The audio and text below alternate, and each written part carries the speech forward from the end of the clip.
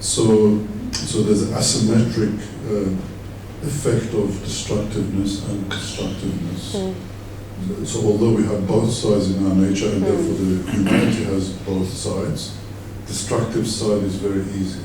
And so we always have to work hard to build a world that is compassionate and loving. Thank you. What you said about human nature and us having these two sides. In Judaism, we have like the good and the evil inclination.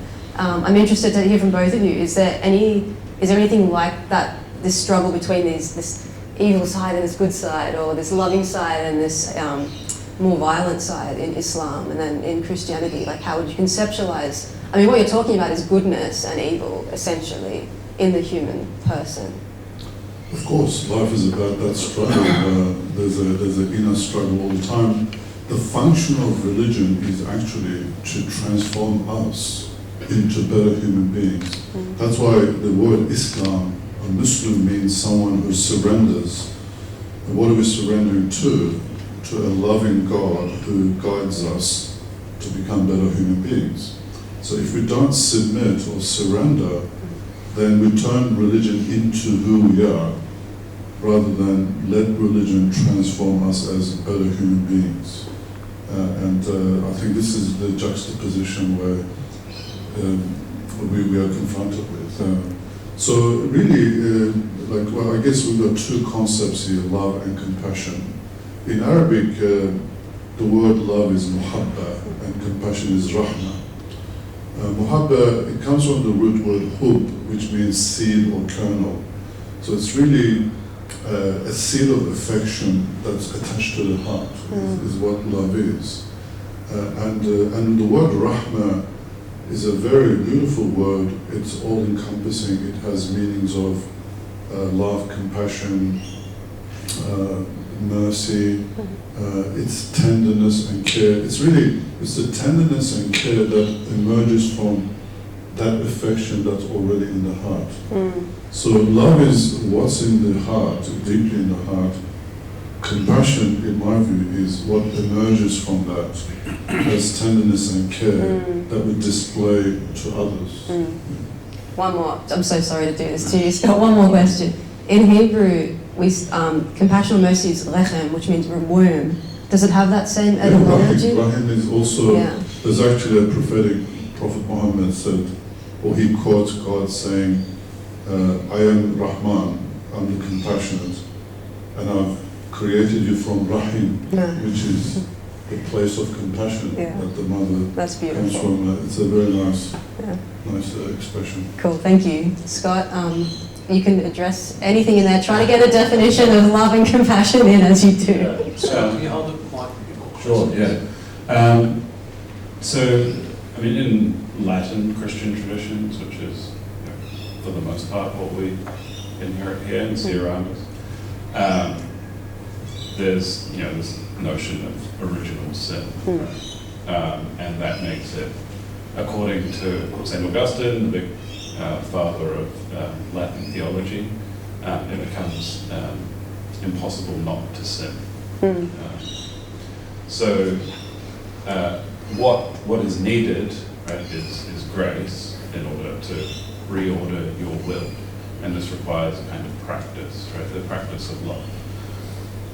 And you see this in, like at the moment I'm teaching Dante, in Dante's Purgatorio. Like the doctrine of purgatory seems kind of arcane and remote from us now, but what's really going on is the reordering of your loves, right? You love something too little, or you love something too much, and you need to learn to love. Love is something that actually has to be practiced, and this is this is what liturgical practice is all about.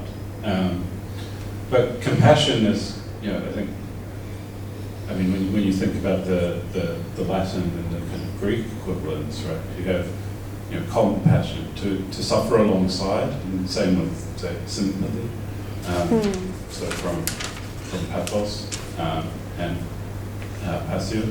So it's a strange kind of experience, because when you experience compassion, you don't experience the suffering of the other, but you experience the suffering in you, which bears witness to the suffering of the other. And so somehow these two different kinds of suffering bind you together and move you to love, move you to action. Thank you.